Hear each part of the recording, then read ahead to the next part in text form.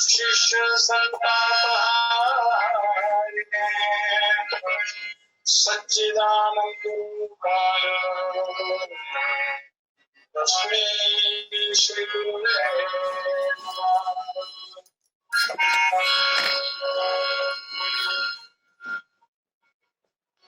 नमोस्तुते तस्मै इष्टदेव स्वरूपिणे यस्य मायामृतं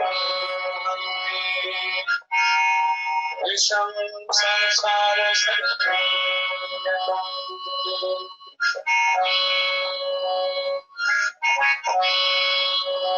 मंत्रसत्यं पूर्णा सत्यं सत्यं निर्गुणं गुरुवाक्यं सत्यं सत्यमेकं परमं पदम्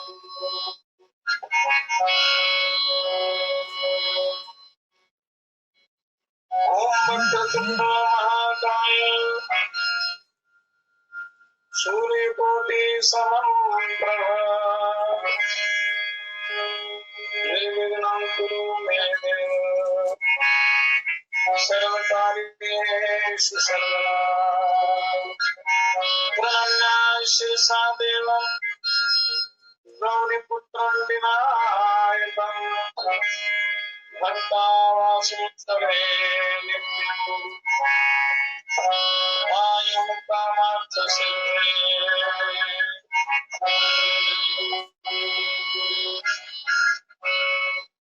ओम सरस्वती महामाये नमोचने विद्यारूपे विशालाक्षी विद्यां देहि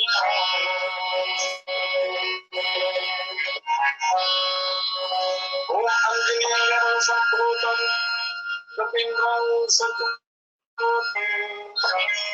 रामप्रिय नमस्कारं हनुमद्रक्ष सर्वदा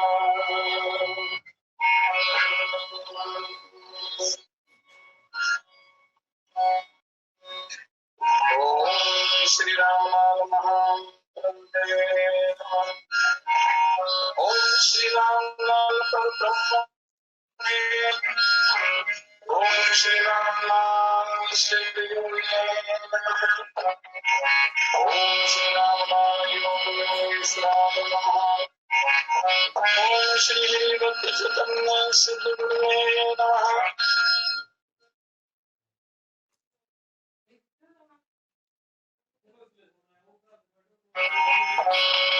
ओम श्री गणपति ओम श्री सूर्यानंद सिद्धियोगे नमः ओम त्रिदिक्खेतुर्गुरुवे नमः ओम गुलानाय शुद्धाय शांताय सर्वदा कुलवर्धना आयुर्वनाय शोभे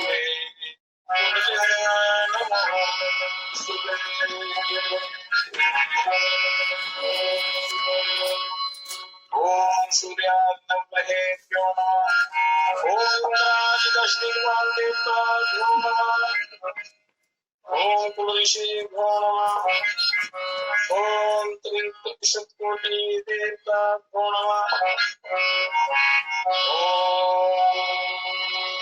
ओम नमः पूर्णस्य पूर्णाय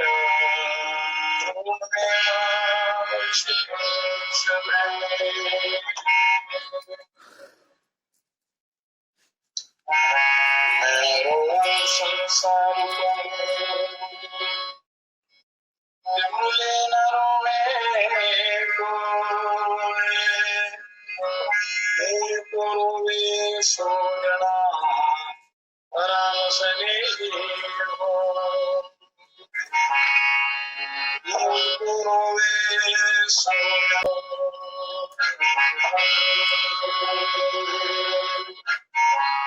संत समावेशरा विमोकहे मायन प्रीतमापना कारण घर घर गाते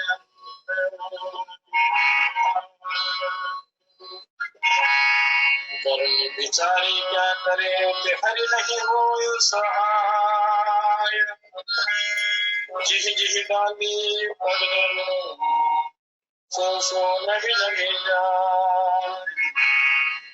जिह जिह डाली पग सो न भी लगे जाए। करे न कर सके वो करे सो।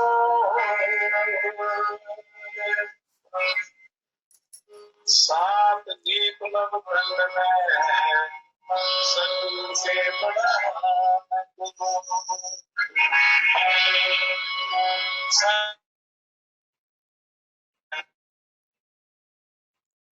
बड़ा। ओम श्री सद्गुरुदेव नमः।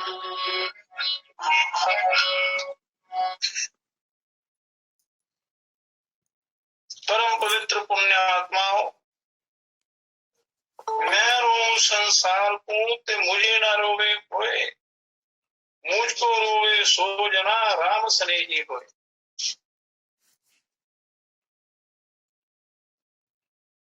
मैं इस संसार की अज्ञान पूर्ण दुखद स्थिति को देखकर, क्योंकि अज्ञान दुख का कारण अज्ञान होता है, तो अज्ञान के कारण दुख की स्थिति को देखकर दया भाव से द्रवित होकर रोता हूं, परंतु कोई भी संसारी जन मुझे नहीं रोता, अर्थात मेरी ओर ध्यान नहीं करता।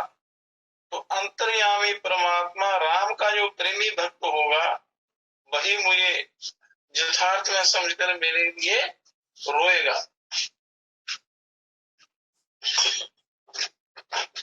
शंख सुमुंदा बीशुरा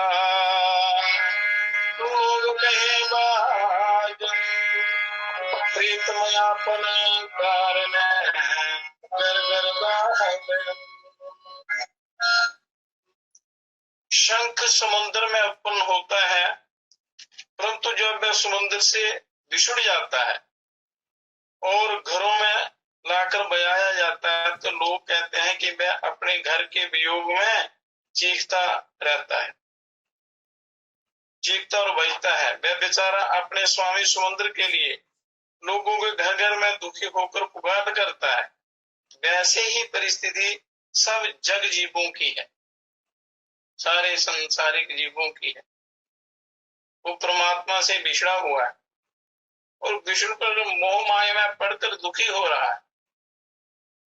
बड़ी दयनीय स्थिति है इन जीवों की। तो भावार्थ ये है कि अपने वास्तविक घर अर्थात निज आत्म स्वरूप से बिछुड़कर बाहरी संसारिक प्रवृत्ति में पड़ जाने के कारण ही सब जीव दुखी होते हैं। असली स्थिति को भूलकर जो बाह्य जगत में लिप्त हो जाते हैं, उस कारण ये सभी जीव दुखी रहते हैं। तकरीबन सभी जीव दुखी रहते हैं। कोई कोई जो ज्ञानी जीव हैं, आत्म ज्ञान की जिज्ञासा जो रखते हैं, आत्म कल्याण का भाव रखते हैं, वही सुखी हैं। अपने स्वरूप को जानने वाला ही सुखी है। बाकी ये संसार दुखों का घर है, दुखालय है। तो इसमें जितने भी भोग पदार्थ हैं प्रारंभ में बड़े सुखदायी प्रतीत होते हैं, पर वास्तव में ये दुखों का मूल कारण है। इसलिए मनुष्य अपने निज आत्म स्वरूप को छोड़कर बाहरी पदार्थों में लिप्त होने के कारण दुखी रहता है। इसलिए सारा संसार इस विषय अग्नि से संतप्त होता रहता है। करने बिचारी क्या करत हरि नहीं सोए सहाय।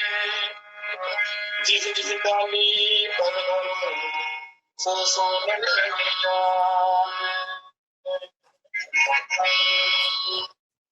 कई बार बहुत मेहनत करने का फल भी, मेहनत करने पर भी यथार्थ फल नहीं मिलता। ऐसी दुखद स्थिति में जब तक परमात्मा राम सहायक नहीं होते, प्रभु सहायक नहीं होते, तब तक बेचारी करनी भी क्या करे। करनी भी ईश्वर की सहायता से ही काम करती, अर्थात वह विवश है, फलीभूत नहीं होती संसार ईश्वर के बिना। तो संसार रूपी वृक्ष को कि जिस जिस कर्म शाखा पर मैं पांव धरता हूँ, कर्म जो है संसार रूपी वृक्ष की शाखाएं हैं, तो यहाँ यहाँ भी पांव रखते हैं, झुक जाती है, सब निष्फल हो जाता है, क्योंकि सब अज्ञानी हैं और सब अज्ञान से लिप्त व्यवहार करते हैं, वार्तालाप भी वैसा ही करते हैं, आचार विचार व्यवहार सब संसार में ओतप्रोत है। इसलिए जहां जहां पग धरता हूँ वहां वहां सब कुछ निष्फल हो जाता है।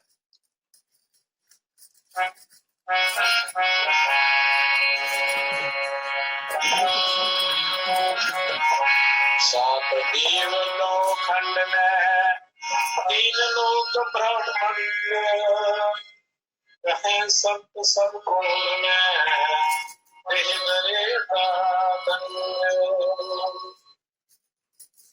संत कहते हैं कि सात देवलोक खंड और तीन लोक ब्रह्मांड में देहदार धरने का, दंड भाव भोग करने का, सबको अपने अपने करना कर्मानुसार भोगना ही पड़ता है। जो जो कर्म किया जाता है, अच्छा या बुरा, उसके अनुसार ये त्रिलोकी में ये भुगतना ही पड़ता है। इसलिए कर्म बड़ा सोच समझ कर करना है। मन के वशीभूत होकर आपने कोई भी कर्म नहीं करना है, क्योंकि मन की अगर आप मानेंगे तो आप योग साधना नहीं कर सकते। अपने ही इस शरीर रूपी रथ में रहने वाले उस परिपूर्ण ब्रह्म परमात्मा का साक्षात्कार नहीं कर सकते, उनको नहीं जान सकते। तो इसलिए विश्व से वैराग्य बहुत ही आवश्यक है, मन को वश करना अति आवश्यक है, तभी आप उस परिपूर्ण ब्रह्म परम पिता परमात्मा के पद को प्राप्त कर सकते हैं, जो आपके ही इस शरीर रूपी रथ में निवास करते हैं। तो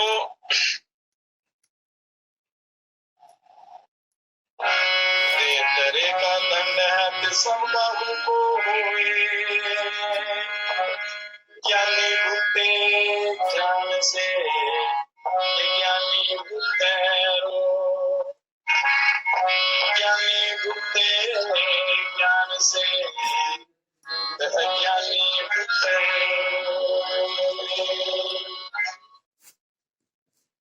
देह धारण करने का दंड सुनिश्चित है और जो सबको ही भुगतना पड़ता है। अवश्य अवश्य में भुक्तव्यम कृता कर्म शुभाशुभम, जो जो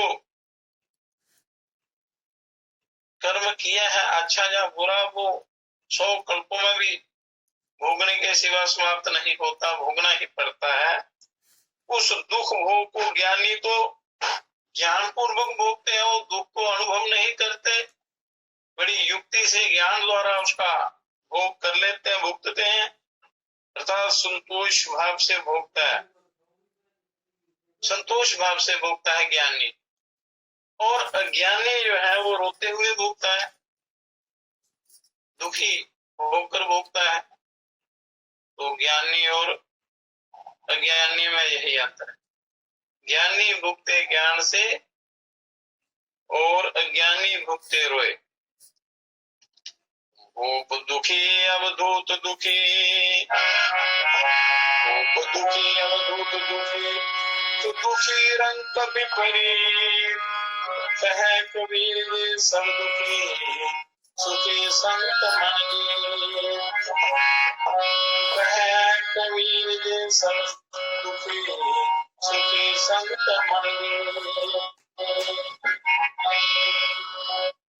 यह संत कहते हैं कि इस जगत में राजा दुखी है, सन्यासी भी दुखी है, इसी तरह गरीब व धनी सब दुखी हैं। और संत जी कहते हैं कि केवल वही पवित्र हृदय वाले संत महापुरुष सुखी हैं जिन्होंने अपने सत्कर्मों द्वारा मन को जीत लिया है, जिन्होंने मन को जीता है। तो इसलिए मनुष्य का ये परम कर्तव्य है कि वो अपने मन को भटकने ना दे, बिगड़ने ना दे, उसको अपने वश में करे।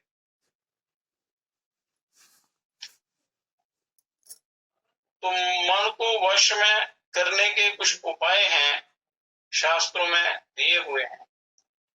यदि मनुष्य उनका अपने जीवन में उपयोग करे तो मन को निश्चय ही वो कर सकता है, अपने वश में कर सकता है, निश्चित रूप से कर सकता है। बासर सुख नींद रैन सुख बिना सुख दो पढ़ाशा, कै सुख सरने राम के कै सुख संतो महा, कै सुख सरने राम के कै सुख संतो महा। इस संसार में ना तो कहीं दिन में सुख है ना रात में सुख है। संसार में सुख नाम की वस्तु है ही नहीं, और ना सुख धूप में है ना छाया में है। हर वातावरण में दुख ही दुख है। सुख या तो परमात्मा राम की शरण में है, उस ब्रह्म की परमपिता परमात्मा की शरण में है, या संतों के सत्संग में सुख है। और संसार में कहीं भी सुख नहीं है, कोई भी सुख देने वाला नहीं है। केवल ये दो ही, ईश्वर की परमात्मा की शरण और या संतों के सत्संग में हरि चर्चा जहाँ होती हो वहां आत्मा को आनंद मिलता है और परमानंद की अनुभूति होती है। तो मनुष्य संसार के वैभव को देखकर खुश होता है, और वो खुशी जो है उसमें मूल जो है, वो मूल तत्व जो है वो दुख का है, गमी का है। दुख संताप देता है ये संसार। तो मन को वश में किए बिना आप ये योग साधना या अपने हृदय में रहने वाले उस आत्म तत्व को आप प्राप्त नहीं कर सकते जब तक आपका मन काबू में नहीं हो। तो मन काबू में करने के लिए गीता में भगवान श्री कृष्ण जी ने अर्जुन को बताया है कि अभ्यास, वैराग्य, स्वाध्याय शास्त्रों का स्वाध्याय, संतों का संग, जप, ध्यान इत्यादि के अभ्यास, निरंतर अभ्यास से मन को धीरे धीरे वश में किया जा सकता है।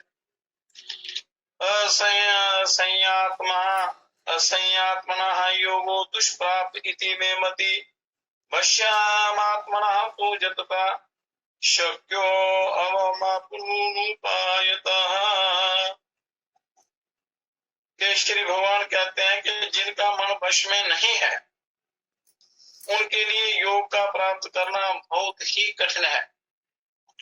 योग से तो बड़ा जल्दी आत्म साक्षात्कार होता है, परंतु मन के वश में ना होने के कारण उनको योग सिद्धि नहीं प्राप्त होती, योग सफल नहीं होता। ये मेरा मत है, भगवान श्री कृष्ण कहते हैं। परंतु मन को वश में किए हुए प्रयत्नशील पुरुष साधना द्वारा योग प्राप्त कर सकते हैं। जिन्होंने मन को वश में किया हुआ है और जो प्रयत्नशील है, आत्म कल्याण की साधना करते रहते हैं, वो योग को प्राप्त कर सकते हैं। भगवान श्री महाराज के इन वचनों के अनुसार ये सिद्ध होता है कि मन को वश किए बिना परमात्मा की प्राप्ति रूप योग दुष्प्राप्य है। और यदि कोई ऐसा चाहे कि मन तो अपने इच्छानुसार निरंकुश होकर विश्व वाटिका में स्वच्छंद विचरण किया करे और परमात्मा दर्शन अपने आप हो जाए तो ये उसकी भूल है। ऐसा कभी नहीं हो सकता, ऐसा असंभव है जीवन में, ऐसा कभी नहीं हो सकता। तो इसलिए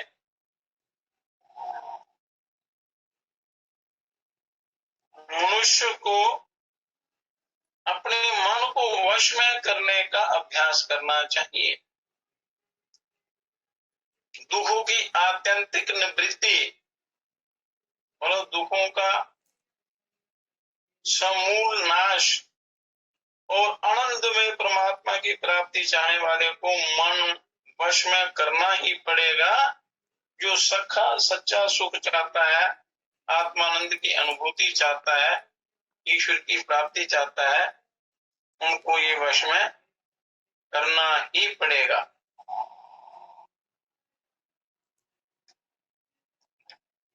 इसके सिवा और कोई उपाय नहीं।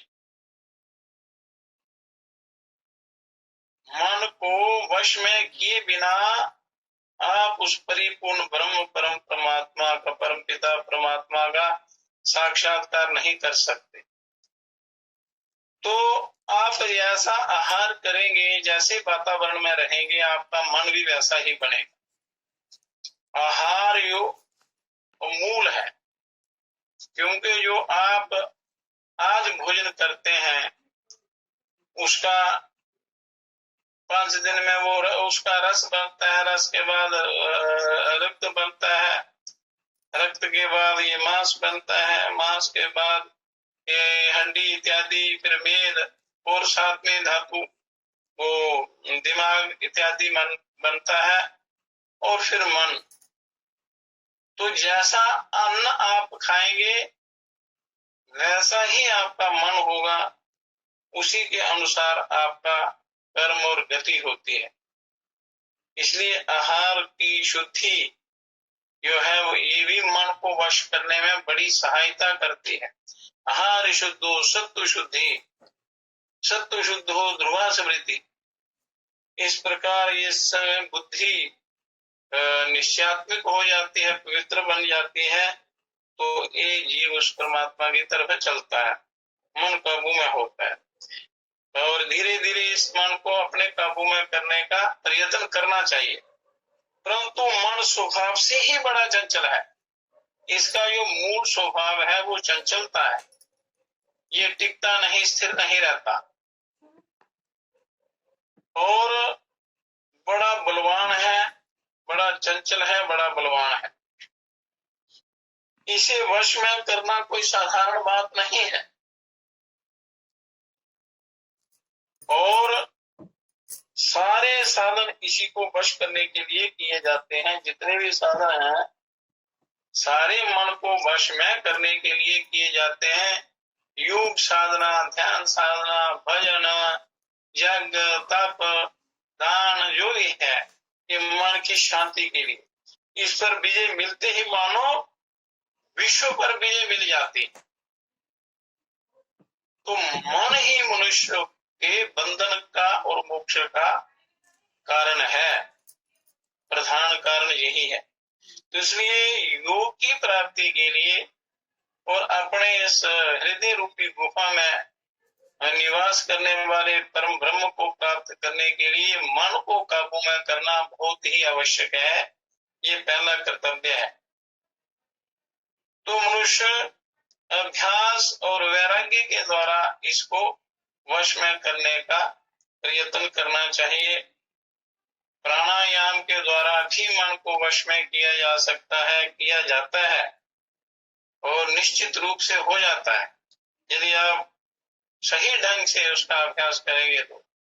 और इसमें आपने अपना संग अच्छे लोगों का करना है।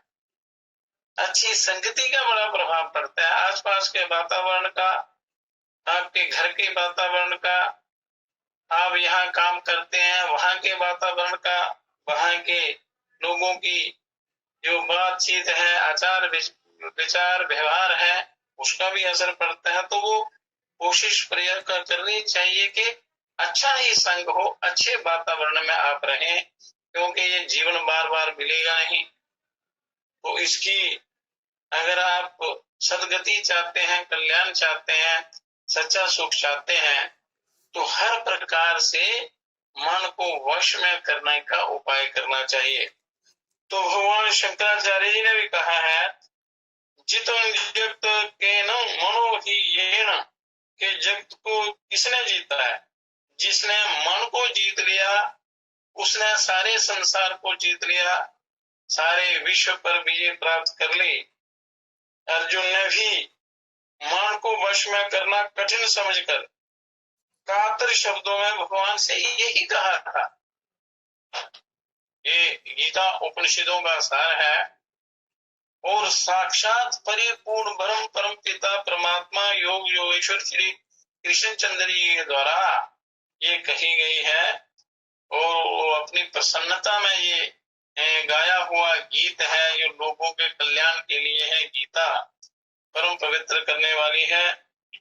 तो उसने कहा, भगवान से यही कहा है कि चंचल ही मना कृष्ण प्रमाथि बलभद्रम तस्याहं निग्रहं मन्ये वायु सुदुष्करम। हे भगवान, ये मन बड़ा ही चंचल है और हठीला है, दृढ़ है और बड़ा बलवान है, और इसे रोकना मैं वायु के रोकने के समान अत्यंत दुष्कर समझता हूँ। जैसे वायु को रोकना बहुत ही दुष्कर है, उसी प्रकार मन को रोकना भी बहुत ही दुष्कर है। तो इससे किसी को ये ना समझ लेना चाहिए कि जो बात अर्जुन के लिए कठिन थी वह हम लोगों के लिए कैसे संभव होगी। मन को जीतना कठिन अवश्य है।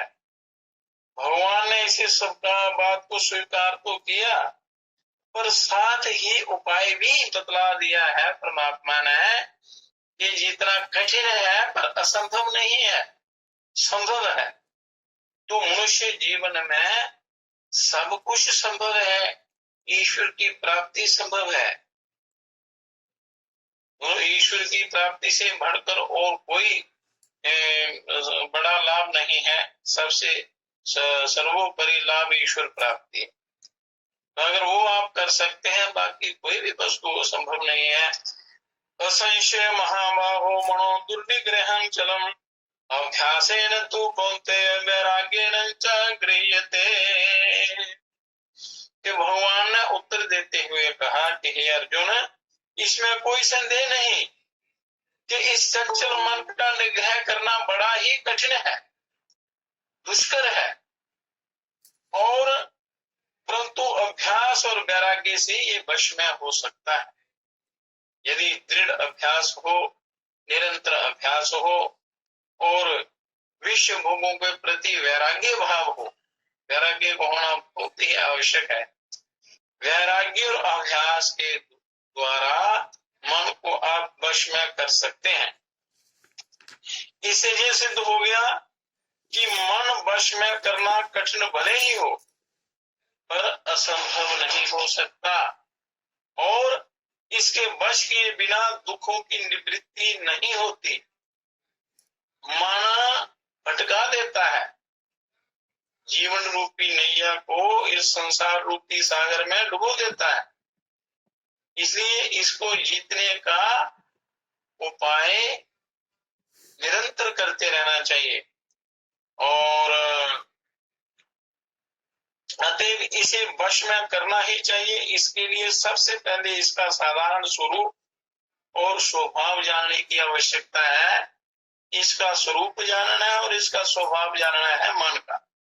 तो फिर आप योग की तरफ अग्रसर हो सकते हैं और योग द्वारा अपने अंदर रहने वाले उस परमानंद स्वरूप परम पिता परमात्मा को, जो परमानंद के सागर हैं, उनको आप प्राप्त कर सकते हैं।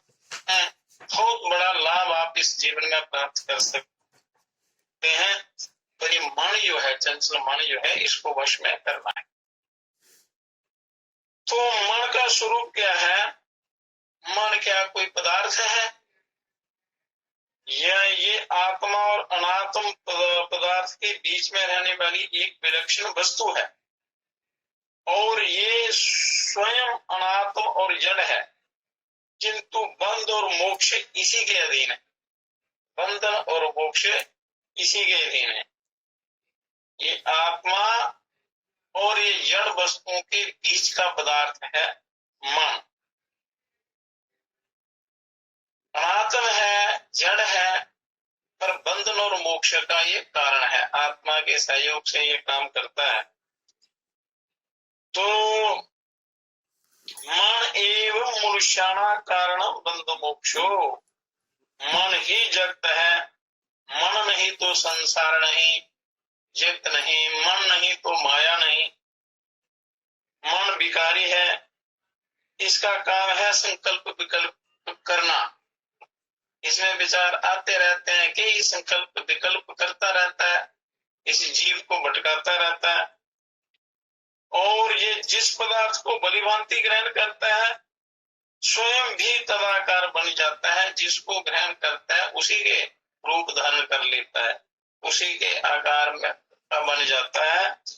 और ये राग के साथ ही चलता है। और सारे अनर्थों की उत्पत्ति राग से होती है। ये राग का साथी है। राग को राग द्वेष दो ये मल है। तो मन राग को पहले अपने साथ मिलाता है, इसके साथ ये मित्रता कर लेता है। राग ना हो तो मन प्रपंचों की ओर ना जाए। राग के सहयोग से मन प्रपंचों में फंस जाता है। तो किसी भी विषय में गुण और सौंदर्य देखकर उसमें राग होता है। किसी भी विषय में उसका गुण और सुंदरता देखकर, सौंदर्य को देखकर मन का उसमें राग हो जाता है। और इसी से मन उस विषय में प्रवृत्त होता है। परंतु जिस विषय में इसे दुख और दोष दिख पड़ते हैं, उससे इसका द्वेष हो जाता है। जिस विषय में इसको सुख दिखता है, नकली सुख, तो उसमें ये जुड़ जाता है, उससे राग करता है। और जिसमें इसको दुख दिखता है, उससे द्वेष करना शुरू हो जाता है। तो राग और द्वेष रूपी फंद में ये फंस जाता है। फिर ये उसमें प्रवृत्त नहीं होता जिसके प्रति इसका द्वेष होता है। यदि कभी भूल कर प्रवृत्त हो भी जाता है तो उसमें अवगुण देकर द्वेष से तत्काल वापस लौट आता है। तो राग का ज्यादा साथी है, द्वेष से निकल जाता है। तो वास्तव में द्वेष वाले विषय में भी इसकी प्रवृत्ति राग से ही होती है, राग के कारण ही होती है। इसलिए राग जो है ये संसार की तरफ ले जाता है। इसलिए वैराग्य राग का जो राग का विरुद्ध वैराग्य है। वैराग्य से राग को वश में किया जा सकता है, उसका शमन किया जा सकता है, उसको नष्ट किया जा सकता है। और साधारणतया यही मन का स्वरूप और स्वभाव है कि राग के साथ होकर ये विषयों में लगा देता है इस जीव को। अब सोचना ये है कि ये वश में क्यों कर हो, इसके लिए उपाय भगवान ने बतला ही दिया है। भगवान ने बता दिया है, भगवान श्री कृष्णचंद्र जी ने अभ्यास और वैराग्य के अभ्यास के बिना आप इससे छुटकारा नहीं पा सकते, इसको जीत नहीं सकते। अभ्यास और वैराग्य दोनों को साथ साथ, दोनों का अभ्यास करके यही उपाय योग दर्शन में भी महर्षि पतंजलि जी ने बताया है।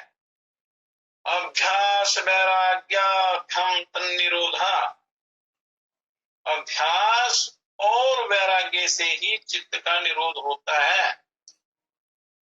योग प्रदीप्ति में भी यही लिखा है। और बड़े साधना के बाद तप करके, अच्छी प्रकार शोध करके, सत्य को जानकर ही ग्रंथों में ये सत्य बातें लिखी हुई हैं, सनातन बातें लिखी हुई हैं मनुष्य के कल्याण के लिए, इसमें बताई हुई। तो भगवान कृष्ण जी ने भी यही कहा है। तो भगवान कभी असत्य नहीं बोलते, वो सत्य स्वरूप है। तो इसलिए ये दृढ़ सत्य है कि अभ्यास और वैराग्य ये उपाय हैं अपने मन को वश में करने के लिए। अतएव अब इसी अभ्यास और वैराग्य पर विचार करना चाहिए कि वैराग्य क्या है और अभ्यास आपने कैसे करना है। अपने अंदर में जीवात्मा के स्थान बताए थे, विशुद्धि चक्र में, हृदय में, ब्रह्मरंध्र में जीवात्मा का ये निवास स्थान होता है। और मन को वश में किए बिना आप अंतर्मुखी नहीं हो सकते, और अंतर्मुखी हुए बिना आपको उनका साक्षात्कार नहीं होगा, अपने स्वरूप का, उस आत्म तत्व का, ब्रह्म का। तो वश में करने के साधन, मन को वश में करने के साधन है, पहला है भोगों में वैराग्य। जो मनुष्य का भोगों में राग हो जाता है, उस राग से आपने अपने मन को हटाना है, इसमें वैराग्य भाव जो है वो रखना है। तो जब तक संसार की वस्तुएं सुंदर और सुखप्रद मालूम होती हैं, जब तक संसार के पदार्थ आपको सुख रूप मालूम होते हैं, सुखदायी और सुंदर दिखाई देते हैं, तभी तक मन उनमें जाता है। और यदि यही सब पदार्थ दोष युक्त और दुखप्रद दिखने लगे, तो जैसे कि वास्तव में ये है, तो मन कदापि इसमें नहीं लगेगा। आपको पता चल जाए कि ये भोग पदार्थ तो दुख देने वाले हैं, ये तो मेरा पतन करने वाले हैं, इसमें सुख है ही नहीं, ये धोखा है, छल है, कपट है। जब धोखा और छल कपट का, इनके गुणों का आपको अच्छी प्रकार पता चल जाएगा, तो इसे फिर आपका इनमें वैराग्य हो जाएगा, मन इनसे हट जाएगा। और यदि कभी इनकी ओर गया भी तो उसी समय वापस लौट आएगा, कभी गलती से चला भी जाए तो वापस आ जाता है। और इसलिए संसार के सारे पदार्थों में, चाहे वे संसारिक हो या पारलौकिक, दुख और दोष की प्रत्यक्ष भावना करनी चाहिए। हर वस्तु में दुख और सुख, दुख और दोष की, दुख दोष उनका पहले देखना है कि क्या दुख दे सकते हैं, इनमें दोष क्या क्या है, ये विचार करना चाहिए, प्रत्यक्ष भावना करनी चाहिए। ऐसा दृढ़ प्रयत्न करना चाहिए कि इन पदार्थों में केवल दोष और दुख ही भरे हुए हैं, ये समझना। और वास्तव में यही है कि ऊपर से ही बड़े सुंदर प्रतीत होते हैं और इनके बीच में विष भरा हुआ है। जैसे कोई बड़ी सुंदर बातें करता है, बाहर से बड़ी ज्ञान की बातें करता है, पर उसके मन में छल कपट होता है। जब उसके छल कपट का आपको पता चल जाता है, तो उसके प्रति जो आपका राग होता है, मोह होता है या विश्वास होता है, वो भंग हो जाता है। जब उसके छल कपट का पता चलता है, या जो कोई व्यक्ति किसी को धोखा देता है, तो फिर उसका उससे वैराग्य हो जाता है। उसी प्रकार हर पदार्थ में दोष और दुख देखने हैं, ढूंढने हैं, तो आपको उनमें दुख दोष दिख जाएंगे, क्योंकि सांसारिक पदार्थ तो दुखों से ही भरे हुए हैं, दोषों से भरे हुए हैं। ये सच्चा सुख नहीं दे सकते, तो आपको वैराग्य हो जाएगा। रमणीय और सुख रूप दिखने वाली वस्तु में ही मन लगता है, जो सुंदर हो, सुख रूप हो, उसी में मन लगता है। यदि ये रमणीयता और सुख रूपता विश्व से हटकर परमात्मा में दिखने लगे, हम संसारिक पदार्थों में रमणीयता सुख रूपता देखते हैं, पर अगर इन पदार्थों से हटकर अगर परमात्मा में रमणीयता और सुख रूपता दिखने लगे, तो यही मन तुरंत विश्व से हटकर परमात्मा में लग जाए।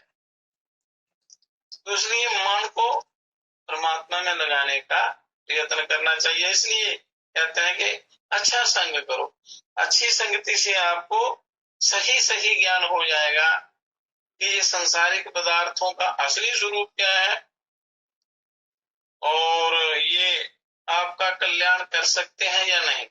अगर असली स्वरूप का पता चल जाए तो ये दुखदायी है, तो इनसे मन हटकर और ईश्वर का यदि पता चल जाए कि ईश्वर ही रमणीय है, सुंदर है और सुखरूप है, आनंद के सागर हैं, कल्याण करने वाले हैं, वही सच्चा सहारा है, वही सच्ची शरण है, और तो मनुष्य का मन परमात्मा में लग जाए जल्दी, और यदि परमात्मा में मन लग गया तो कल्याण निश्चित हो जाता है, सुनिश्चित हो जाता है, और यही वैराग्य का साधन है। और वैराग्य ही मन जीतने का एक उत्तम उपाय है। वैराग्य के बिना मन आसानी से नहीं जीता जा सकता, और सच्चा वैराग्य तो संसार के इस दिखने वाले स्वरूप का सर्वथा अभाव और उसकी जगह परमात्मा का नित्य भाव प्रतीत होने में है। ये समझना कि हर समय हर जगह ईश्वर ही ईश्वर है, ये संसार है ही नहीं, और ऐसा भाव होगा तो संसार लुप्त हो जाएगा और ईश्वर का साक्षात्कार हो जाएगा। परंतु आरंभ में नए साधक को मन वश करने के लिए इस लोक और परलोक के समस्त पदार्थों में दोष और दुख देखने चाहिए, और जिससे मन का अनुराग उनसे हटे।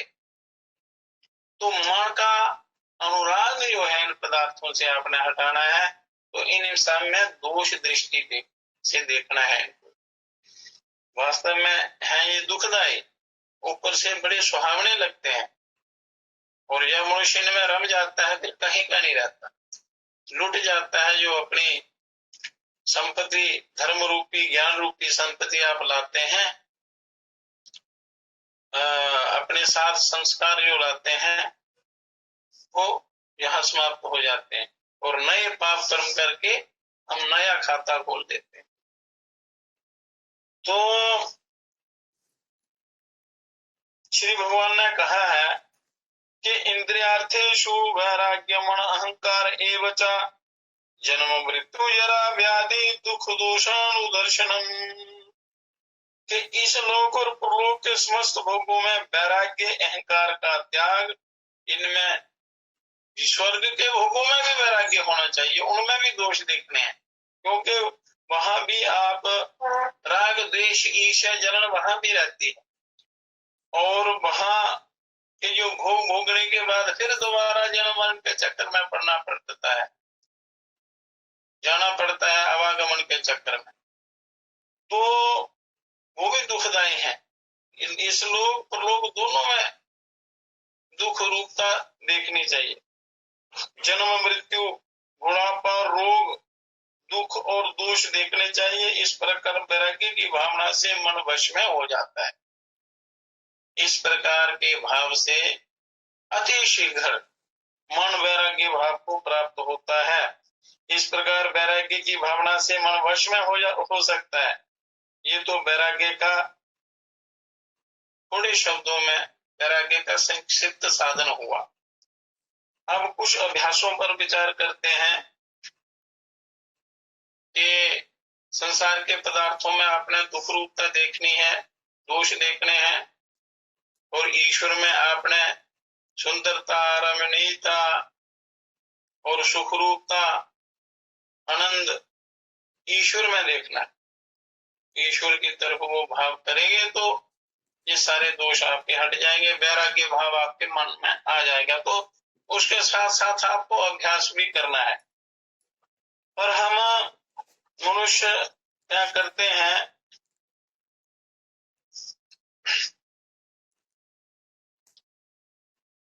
दिन बातों में, खाने पीने, विषय भोगों में, विकारों में, लड़ाई झगड़े में, रोने धोने में सारा बिता देते हैं, और रात्रि में निद्रा के वश में होकर, विषय भोगों के वश में होकर आलस्य, प्रमाद और इसके शिकार हो जाते हैं।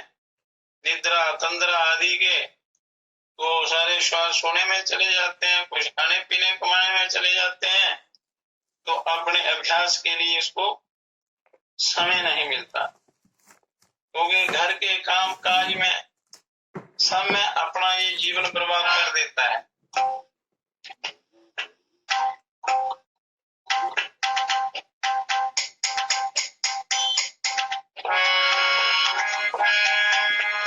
ईश मेरी बेनती अब तो सुनो सही, अब तो सुनो सही। दिन बीत गया बात में अपराध आ गई, दिन बीत गया बात में अपराध आ गई। ईश मेरी बेनती अब तो सुनो सही, अब तो सुनो सही। दिन बीत गया बात में अपराध आ गई, दिन बीत गया बात में अपराध आ गई।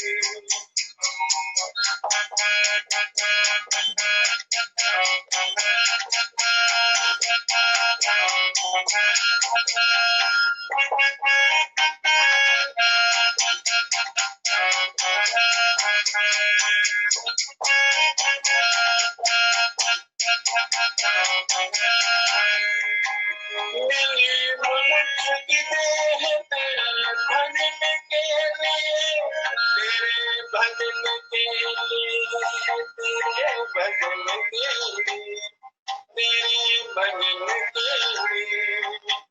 मिली मनुष्य की देह तेरे भजन के लिए, घर का मता के बीच तेरी याद नारे, घर का मता के बीच तेरी याद ना रही। दिन बीत गया बात में अपराध आ गई, दिन बीत गया बात में अपराध आ गई। ईश मेरी बेनती अब तो सुनो सही, अब तो सुनो सही। दिन बीत गया बात में अपराध आ गई, दिन बीत गया बात में अपराध आ गई।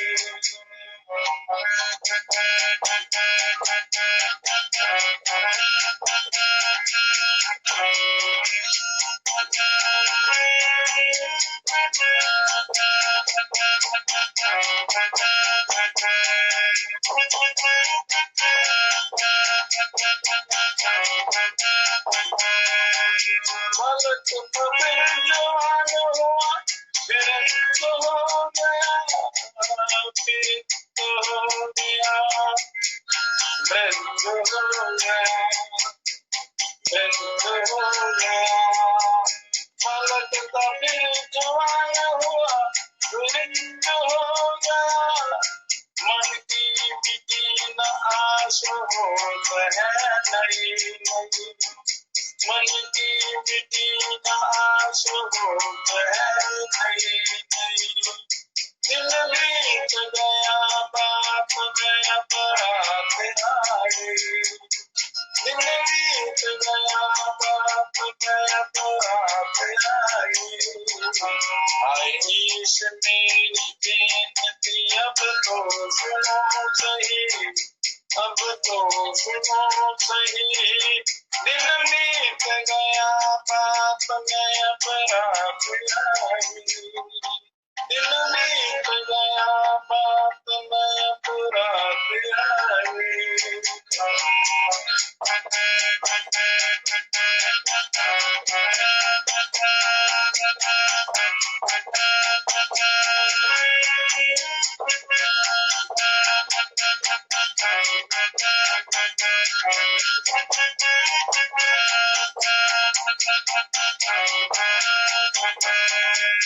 आया कलाम के लिए दुनिया के सफर में, दुनिया के सफर में, दुनिया के सफर में, दुनिया के सफर में। आया कलाम के लिए दुनिया के सफर में, शुरू खर्च भी नहीं, चोरों ने लिया लूट पास खर्च भी नहीं, दिन बीत गया बाप मैं बुरा पिराए, दिन बीत गया बाप मैं बुरा पिराए, आई इस मेरी बेटी अब तो सुनो सही, अब तो सुनो सही, दिन बीत गया बाप मैं बुरा पिराए, दिन बीत गया बाप मैं बुरा पिराए।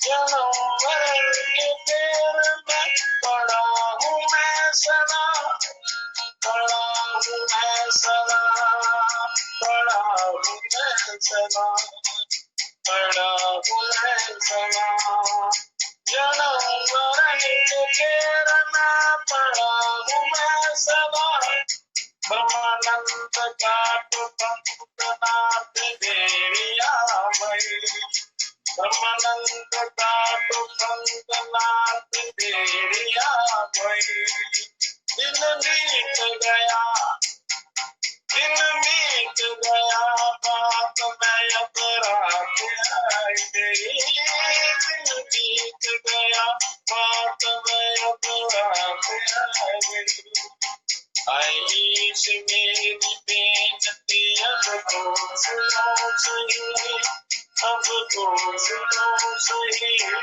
दिन बीत गया बाप मैं अब रात आई गई, दिन बीत गया, दिन बीत गया बाप मैं अब रात आई गई, दिन बीत गया बाप मैं अब रात आई गई।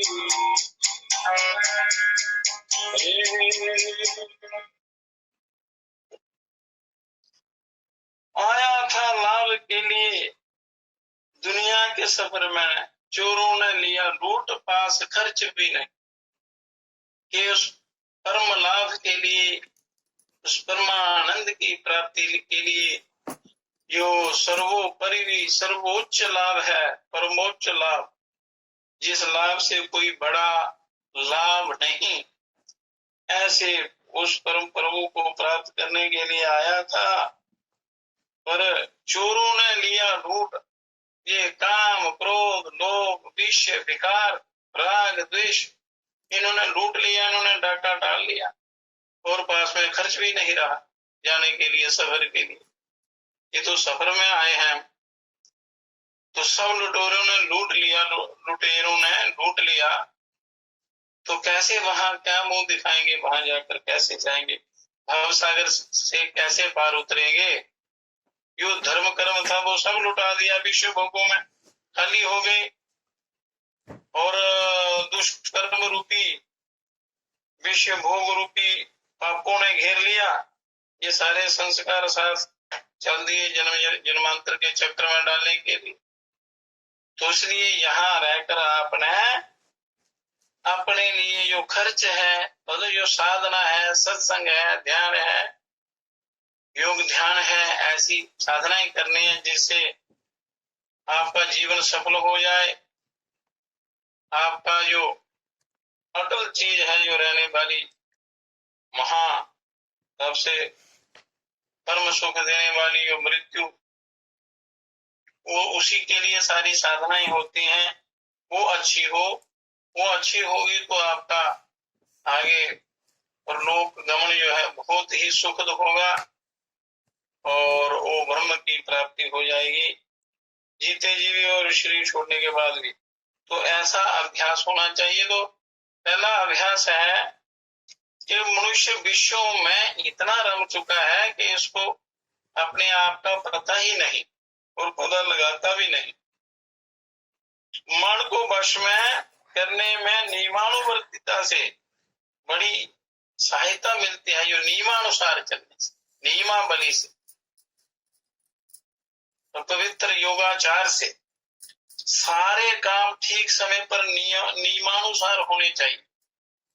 एक नियमावली बना लेनी चाहिए, नहीं तो आलस, प्रमाद, शरीर में थकान और तंद्रा निद्रा सताती है और ये समय ऐसा ही निकल जाता है, ऐसे ही निकल जाता है सारा समय।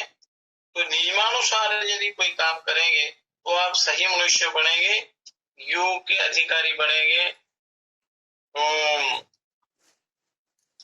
भूसे नर के पेट में रहे न बड़ी बात, आध शेर के पात्र में कैसे शेर समाप्त। तो यदि आपके अंदर विषय विकार भरे पड़े हैं और वो ज्ञान रखने की जगह ही नहीं है, उसको प्राप्त करने की, उसका प्रकाश सहन करने की शक्ति ही नहीं है, तो वो कैसे वो ज्ञान मिलेगा। इसलिए पहले वो योग्यता आपने प्राप्त करनी है। साधना के द्वारा शरीर की परम शुद्धि करके और विचारों को भी शुद्ध करके फिर वो ज्ञान आपके अंदर ठहर सकता है।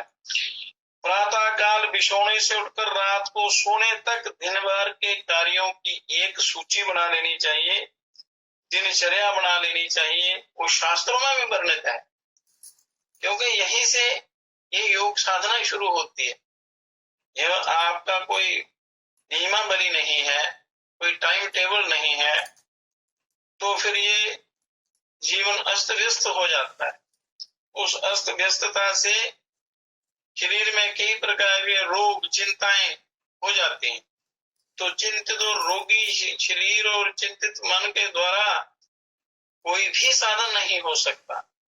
इसलिए जो ये नियम है, समय सारणी जो है, ये पक्की बनानी है और उस पर आपने चलना है। जिस समय पर योग कार्य करना हो, मन अपने आप स्वभाव से ही उस समय उसी कार्य में लग जाए, ऐसा व्यवहार बनाना चाहिए। तो संसार साधन में तो नियमानुवर्तिता से लाभ होता ही है, परमार्थ में भी इससे बड़ा लाभ होता है। अगर संसारी कामों में भी यदि आपका टाइम टेबल सही है, नियमावली सही है, समय सारणी बनाई हुई है, तो संसारिक कामों में भी लाभ मिलता है और परमार्थ के कामों में इससे बहुत बड़ा लाभ होता है, उसमें भी यही नियम है। और अपने जिस इष्ट स्वरूप के ध्यान के लिए प्रतिदिन जिस स्थान पर किसी न किसी देवता को आप इष्ट मानते हैं और उनका, और जिस स्थान पर, जिस आसन पर, जिस आसन से जिस समय और जितने समय बैठा जाए, उसमें किसी दिन भी व्यतिक्रम नहीं होना चाहिए, तब आपकी साधना सही सफल हो सकती। करने का प्रयत्न करते रहना चाहिए। प्रारंभ में अस्त व्यस्तता होती है, पर धीरे धीरे उसको सुधार लाना है। जब एक बार वो नियमावली सही ढंग से चलना शुरू हो जाए, उस पर आपका अभ्यास ठीक ढंग से निरंतर बन जाए, तो फिर वो टूटता नहीं है, और फिर वो उत्साह बना रहता है और उसी निरंतरता से, अभ्यास से मनुष्य उस सिद्धि को प्राप्त होता है। 5 मिनट का भी नियमित ध्यान अनियमित अधिक समय के ध्यान से उत्तम है। अगर नियमित ध्यान आप 5 मिनट भी करते हैं, 5-10 मिनट भी करते हैं, तो वो अनियमित जो बे टाइम का आप करते हैं, उससे वो 5 मिनट उनका ज्यादा प्रभाव होता है, ज्यादा लाभ होता है, ज्यादा उत्तम होता है, वो जो नियमानुसार किया गया होता है। तो आज 10 मिनट बैठे, कल आधे घंटे, परसों बिल्कुल छुट्टी, और इस प्रकार के साधन से साधु को सिद्धि कठिनता से मिलती है, बड़ा परिश्रम करना पड़ता है। तो नियमानुसार थोड़ा थोड़ा थोड़ा करते रहे, उसमें निरंतरता बनी रहे, तो बड़ा जल्दी लाभ मिलता है। और जब 5 मिनट का ध्यान नियमित से होने लगे, तब 10 मिनट का करे, परंतु 10 मिनट का करने के बाद किसी दिन भी 9 मिनट ना होना चाहिए। जैसे कोई जाप करता है, अनुष्ठान करता है, उसमें भी ये विधान होता है कि यदि आपने एक माला जाप किया तो एक माला से कम नहीं करना है, फिर एक माला से ऊपर कर सकते हैं, पर एक माला तो अवश्य करना ही करना है। उसी प्रकार अगर यदि आप किसी दिन 10 मिनट का अभ्यास करते हैं तो फिर उसको निरंतर 10 मिनट से कम नहीं करना है, 10 मिनट से ऊपर ही करना है। तो इसी प्रकार स्थान, आसन, समय, इष्ट और मंत्र का बार बार परिवर्तन नहीं करना चाहिए। मंत्र भी एक ही मंत्र का अभ्यास जो है, जो जितना समय करना हो उसका करना चाहिए, और एक ही आसन, एक ही समय, एक ही स्थान हो तो उसमें वो ऊर्जा इकट्ठी होती, बाहरी ऊर्जा भी और अभ्यंतरिक भी, वो ऐसा वातावरण बन जाता है, ऑरा बन जाता है वहां, तो तभी वो उसका लाभ मिलता है, साक्षात्कार होता है। तो इस तरह की नियमानुवर्तिता से भी मन स्थिर होता है, मन स्थिर हो जाता है, बंध जाता है, काबू में आ जाता है। तो नियमों का पालन खाने पीने, पहनने, सोने और व्यवहार करने सभी में होना चाहिए। खाने में भी नियम होना चाहिए। ये नहीं है कि रात को 12 बजे खा रहे हैं तो फिर वो समय ही नहीं है खाने का, तो उसमें बीमारियां नहीं तो और क्या होगा, शरीर में विकार होंगे, कई प्रकार के दोष पैदा हो जाते हैं, तमोगुण छा जाता है, और फिर जीवन का जो सारा सिस्टम खराब हो जाता है, गड़बड़ हो जाता है। और नियम अपनी अवस्था अनुकूल शास्त्र सम्मत बना लेना चाहिए, अपनी अवस्था के अनुसार, और जो शास्त्रों में दिया है जो आपके लिए भी सुखदायी हो और शास्त्रानुकूल हो, ऐसे नियम को बना लेना चाहिए, उसको अच्छी प्रकार करके। तो ये भी मन को काबू करने में ये बड़ी सहायता करता है, इससे अच्छे संस्कार बनते हैं और योग की तरफ मनुष्य चलता है। और उसके बाद मन की क्रियाओं पर विचार भी करना है। मन प्रत्येक करे, मन के हर काम पर विचार करना चाहिए। मन जो भी सोचता है उसके कार्य पर अंदर का विचार भी करना है। ये तो शारीरिक व्यवहार हो गया, ईमा बलि, खाने पीने, उठने बैठने, सोने की, जब ध्यान करने की, पर मन के अंदर जो विचार चलते हैं उन पर भी आपने ध्यान रखना है। प्रतिदिन रात को सोने से पहले दिन भर के मन के कार्यों पर विचार करना बहुत उचित है। मन के कार्यों पर विचार करना चाहिए कि क्या क्या किया दिन को, क्या अच्छा किया, क्या बुरा किया, क्या करना चाहिए था, क्या नहीं करना चाहिए था, तो उसमें भी सुधार लाना चाहिए, उससे भी मन काबू में आता है। यद्यपि मन की सारी उधेड़ गुण का स्मरण होना बड़ा कठिन है, ये मन बड़ा ही विचित्र, चंचल और दुष्कर है, परंतु जितनी याद रहे उतनी ही बातों पर विचार कर जो जो संकल्प सात्विक मालूम हो उनके लिए मन की सराहना करनी चाहिए, और जो जो संकल्प राजसिक और तामसिक मालूम पड़े उनके लिए मन को धिकारना चाहिए कि ये क्यों किया, क्रोध किया तो क्यों किया, झूठ बोला तो क्यों बोला, अगर कोई गलत कार्य किया तो क्यों किया, मन भटका तो क्यों भटका। तो इस प्रकार ये आत्मचिंतन करते रहना चाहिए। प्रतिदिन इस प्रकार के अभ्यास से मन पर सत कार्य करने के और असत कार्य छोड़ने के संस्कार बन जाते हैं, बढ़ने लगते हैं, और जिससे कुछ ही समय में इन बुराइयों से बचकर भले भले कार्यों में लग जाएगा आपका मन। इसलिए मन को धीरे धीरे वश में करने का अभ्यास करना चाहिए। तो फिर आप ये ब्रह्म ज्ञान, ब्रह्म विद्या, योग ध्यान साधना की तरफ आप बढ़ सकते हैं, क्योंकि जब तक आप सही मानव नहीं बन जाते तो आगे की साधना कैसे हो। तो उस ब्रह्म की साधना बड़ी प्रमुख साधना है, तो उसकी साधना के लिए पहले आपने अपने जो जितने भी कार्य हैं, कर्म हैं, वो पवित्र बनाने हैं, ठीक करने हैं अपने आप को। तो मन पहले भले कार्य वाला होगा, तब उसे वश में करने में आसानी होगी। और अभ्यास निरंतर करना है। थोड़े जैसे जो प्राणायाम, धारणा, ध्यान, जो भी आप अभ्यास करते हैं उसको उसमें निरंतरता होनी चाहिए, करते रहना चाहिए। और कुसंग में पड़ा हुआ बालक जब तक कुसंग नहीं छोड़ता तब तक उसे कुसंगियों से सलाह मिलती रहती है। कुसंगी गलत ही सलाह देंगे, आपको भटका देंगे। वो ऐसी ऐसी बातें करेंगे कि आपका मन विचलित हो जाएगा, भटक जाएगा और वो अनर्थ की तरफ ले जाएंगे। तो इसलिए जो मूल कारण है आपके मन को भटकने का कुसंगति, तो उस कुसंगति को छोड़ दो और अच्छी संगति का अनुसरण करो। जब तक वो संगति नहीं छोड़ेगा तो वो बुरे लोग जो हैं वो बुरा मार्ग आपको दिखाते रहेंगे, सहयोग आपका करते रहेंगे बुराई के लिए। इससे उसका वश में होना कठिन रहता है, क्योंकि रोज उसको कुछ ना कुछ नया बुरा विचार मिलता रहता है उनसे। पर जब कुसंग छूट जाता है और तब उसे बुरी सलाह नहीं मिल सकती। दिन रात घर में उसको माता पिता के सदुपदेश मिलते हैं या अच्छी संगति मिल जाती है, तो वहां से भी अच्छी बातें मिलती हैं, वह भली भली बातें सुनता है। तब फिर उसके सुधर कर माता पिता के आज्ञाकारी होने में विलंब नहीं होता।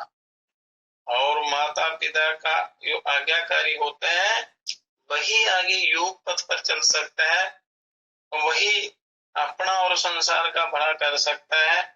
और इसलिए गृहस्थ में जो जितने भी अपने रिश्ते बंधन हैं तो उनके कर्तव्यों का भी मनुष्य को यथावत पालन करना चाहिए, तो वो भी योग में सहायता मिलती है उनसे भी। तो इसी तरह यदि विषय चिंतन करने वाले मन को कोई एक साथ ही सर्वदा विषय रहित करना चाहे तो वह नहीं कर सकता। पहले मन को बुरे चिंतन से बचाना चाहिए और जब वह परमात्मा संबंधी शुभ चिंतन करने लगेगा तब उसको वश में करने में कोई कठिनाई नहीं।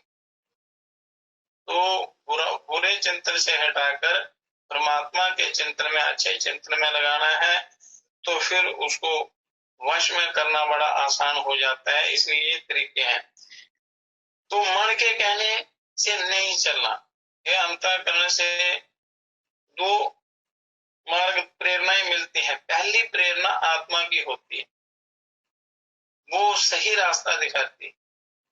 वो आत्म तत्व जो आपके अंदर ब्रह्म है वो भी प्रेरित करता रहता है। तो जो पहली प्रेरणा होती है वो उस आत्मा की होती है और वो सही और सच्ची होती है, उनको मानना चाहिए। और बाकी पर मन क्या करता है, आत्मा की आवाज को सुनने नहीं देता और अपनी सुना देता है, अपने अनुसार जीव को चला लेता है। तो इसलिए मन के वश में नहीं चलना है, मन को का कहना नहीं मानना है। जब तक ये मन वश में नहीं हो जाता तब तक इसे अपना परम शत्रु मानना चाहिए। जब वश में हो गया तो ये मित्र की तरह काम करता है, फिर ये उस परमात्मा की तरफ ले जाता है। जैसे शत्रु के हर कार्य पर निगरानी रखनी चाहिए, शत्रु के हर काम पर उसके एक एक कदम की जानकारी रखनी चाहिए, एक एक श्वास की रखनी पड़ती है, वैसे ही इसके भी हर कार्य को सावधानी से देखना चाहिए, मन के कार्य, क्योंकि ये सबसे बड़ा शत्रु भी है और मित्र भी है। पर कहीं शत्रुता ना बरत जाए, इसलिए इस पर पूरा ध्यान रखना पड़ता है। यहाँ कहीं ये उल्टा सीधा करने लगे, इसे धिकारना और पछाड़ना चाहिए, समझाना चाहिए मन विचारों के द्वारा ही। तो मन की खातिर भूल कर भी नहीं करनी चाहिए, मन की खातिर भूल कर भी नहीं करनी चाहिए, क्योंकि एक बार इसकी खातिर कर दी तो फिर ले गया ये आपको पतन की तरफ। और यद्यपि ये बड़ा बलवान है, कई बार इससे हारना होगा, पर आपने हिम्मत नहीं छोड़नी। हिम्मत कभी नहीं छोड़नी। जो हिम्मत नहीं हारता वह एक दिन मन को अवश्य जीत लेता है, बार बार के अभ्यास से। जैसे रस्सी बार बार के अभ्यास से उस गिरनी को घिस देती है। कुएं से जब पानी निकालते हैं रस्सी के द्वारा, तो नित्य के अभ्यास से रस्सी उस लोहे को काट देती है। उसी प्रकार रोज के अभ्यास से मन को समझाने पर ये मन वश में हो जाता है। और इससे लड़ने में एक विचित्रता है। यदि दृढ़ता से लड़ा जाए तो लड़ने वाले का बल प्रतिदिन बढ़ता है। मन से लड़ाई करनी चाहिए और जीतना चाहिए, बुराइयों को हटाना चाहिए, और इसका क्रमशः घटने लगता है। क्योंकि ये जितने भी द्वंद हैं, जितने भी युद्ध हैं, जितने भी महाभारत हैं, ये सब अंदर चल रहे हैं विचारों के। मन और आत्मा का द्वंद चलता रहता है। तो इसलिए मन की नहीं माननी है और मन रूपी रावण का नहीं माननी है। आत्मा रूपी राम की आज्ञा का पालन करना है, तो आपका कल्याण हो जाएगा। इसका अतएव इसकी हाँ में हाँ ना मिलाकर हर कार्य में खूब सावधानी से बरतना चाहिए, सावधानी से काम लेना चाहिए। ये मन बड़ा ही चतुर है, कभी डरावेगा, कभी फुसलावेगा, कभी लालच देगा, कभी बड़े बड़े अनोखे रंग दिखलावेगा, कभी बड़े बड़े प्रलोभन देगा, और कभी इसके धोखे में नहीं आना चाहिए, इसके धोखे में नहीं आना चाहिए। ये बड़ा ठग है, ठग जाएगा, इसके धोखे में नहीं आना। भूल कर भी इसका विश्वास नहीं करना चाहिए, भूल कर भी विश्वास नहीं करना है। इस प्रकार करने से इसकी हिम्मत टूट जाएगी, लड़ने और धोखा देने की आहत छूट जाएगी, और आपको ये भटकाना बंद कर देगा, और अंत में ये आज्ञा देने वाला न रहकर सीधा साधा आज्ञा पालन करने वाला विश्वासी सेवक बन जाएगा ये मन।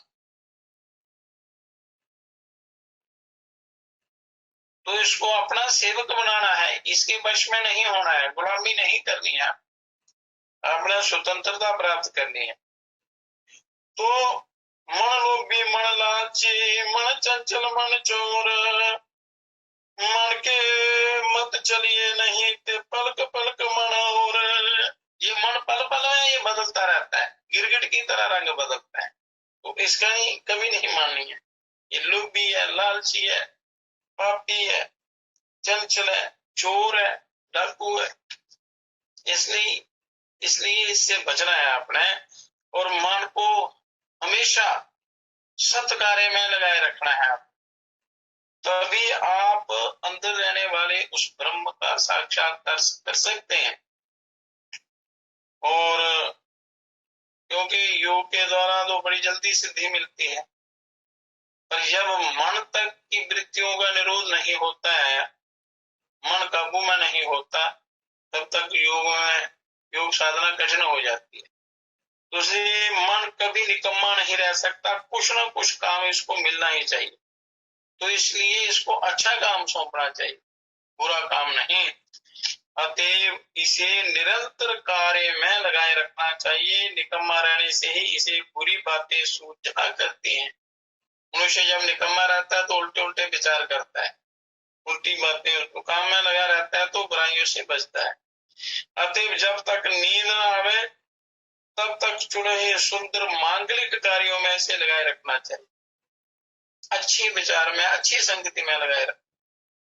कभी विषय विकारी लोगों का संग नहीं करना है, उन पदार्थों का सेवन भी नहीं करना, और ऐसे लोगों का संग भी नहीं करना। और जागृत समय के सत्कार्यों के चित्र ही स्वप्न में भी दिखाई देंगे। जैसा जैसा आपको का अभ्यास होगा, जो जो देखेंगे वही आपको स्वप्न में नजर आएगा। तो मन को परमात्मा में भी लगाना है। भगवान श्री कृष्णचंद्र जी ने कहा है कि मन को आपने परमात्मा में लगाना है।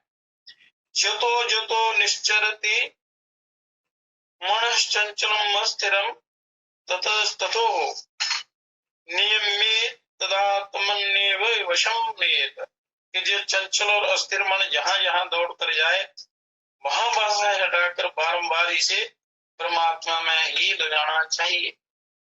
परमात्मा में मन लगाए और ध्यान करे। ध्यान से बड़ा जल्दी मन वश में होता है। तो मन को वश में करने का उपाय प्रारंभ करने पर पहले पहले तो जो इतना जोर दिखलाता है, लोग कहते हैं ना मन नहीं लगता, ये भटकता है, ध्यान नहीं लगता, क्योंकि पहले ये अपना रूप दिखलाता है, अपना बल दिखलाता है। आपने घबराना नहीं है, अभ्यास नहीं छोड़ना है। तो ये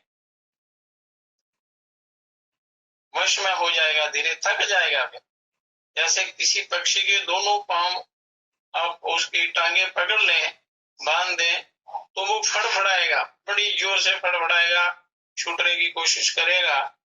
तो 5-7-10 मिनट के बाद वो शांत हो जाएगा, पंख हिलना बंद हो जाएंगे, बिल्कुल निश्चल हो जाएगा वो। तो उसी प्रकार ये मन जो है शांत हो जाता है, पर इसके अनुसार आपने चलना नहीं है। अपनी चंचलता और शक्तिमत्ता से ऐसी पिछाड़ लगाता है कि नया साधक घबरा जाता है, उसके हृदय में निराशा सी आ जाती है। परंतु ऐसी अवस्था में धैर्य रखना चाहिए। धीरज धर्म मित्र और नारी आपद काल पर कहीं जाए। आपत्ति के समय इनकी परीक्षा होती है। धीरज, धर्म, मित्र और नारी, इन चारों की परीक्षा पता चलता है कि कौन अपना है। तो इसलिए धीरज,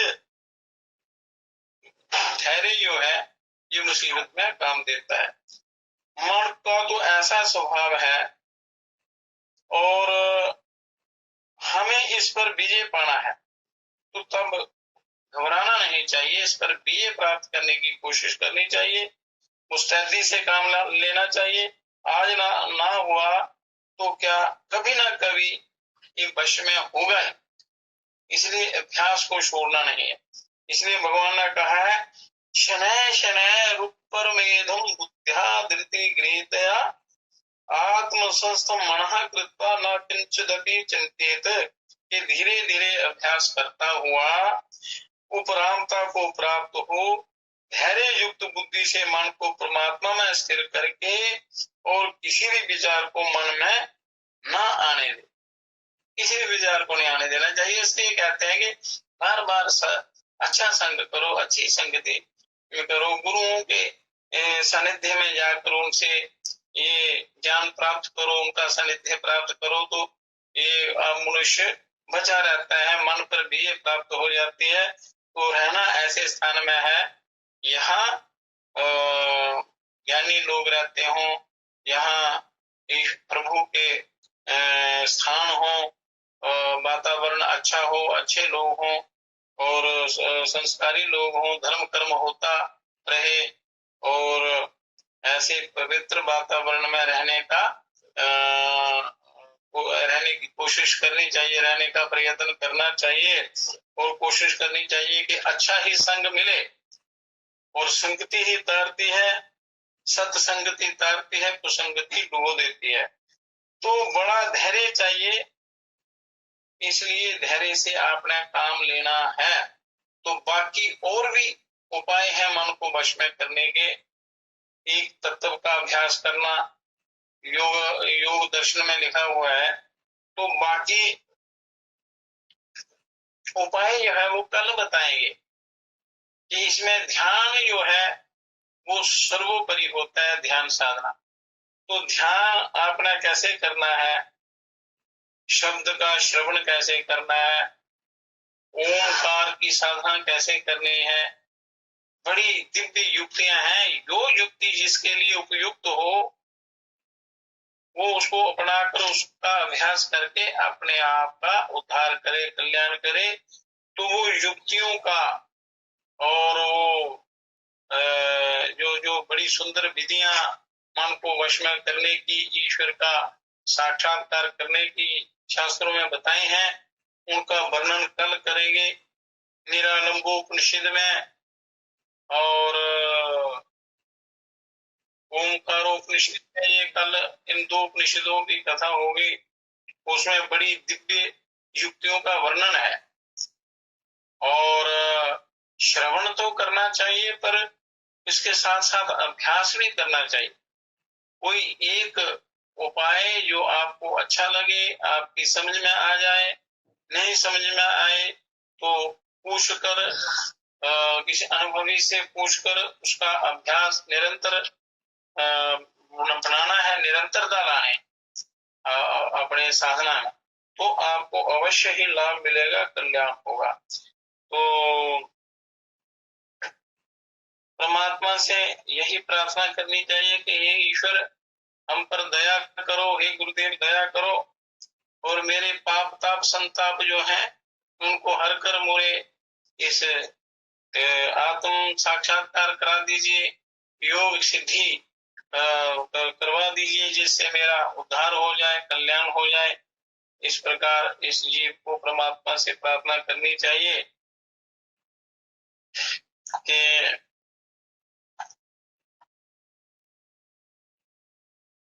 हे प्रभु, मैं आपकी शरण में आया हूँ, अब मैंने अपना सब आपको सौंप दिया है, तो डोर अपनी उसके हाथ में सौंप देनी चाहिए और प्रयत्न करते रहना चाहिए, तो अवश्य सफलता मिलेगी। ओम शांति शांति शांति।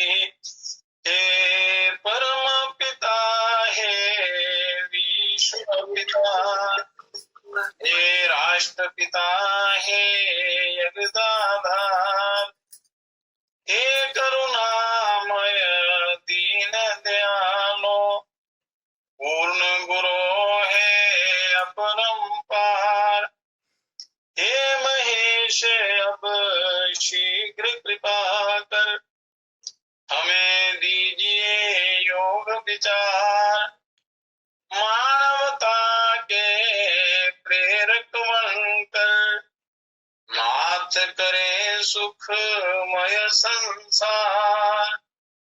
हे परम पिता, हे विश्व पिता, हे राष्ट्र पिता, हे जगदाधार, हे राष्ट्र पिता, हे